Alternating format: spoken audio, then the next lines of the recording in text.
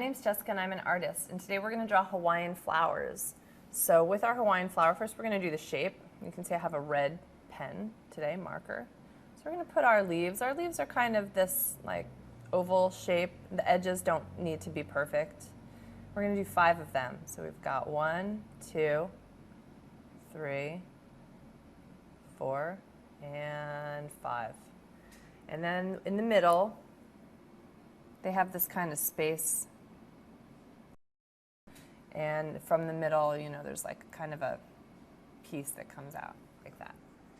And then we can go in and color them in. You want to try to maybe use a little bit of darker red or gray in the flowers to give them a little bit of shading. So it's going to be, you know, a little darker towards the inside part of the leaf and lighter towards the outside, kind of like that.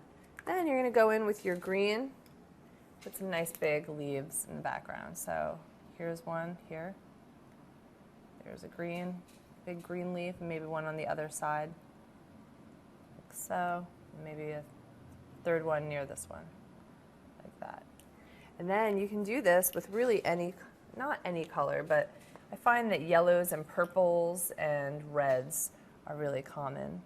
So again, 3, 4, 5, right? We've got the little space in the middle with the kind of thing that comes out there. And then you just add the leaves. It's really that simple. You can get as detailed or as basic as you like. But that's about all there is to it. And if you were to make, say, like a Hawaiian lei or something like that, you would put a whole bunch of different ones. A yellow, a red, a purple, all in a sort of a spiral shape. And that's how you draw a Hawaiian flower.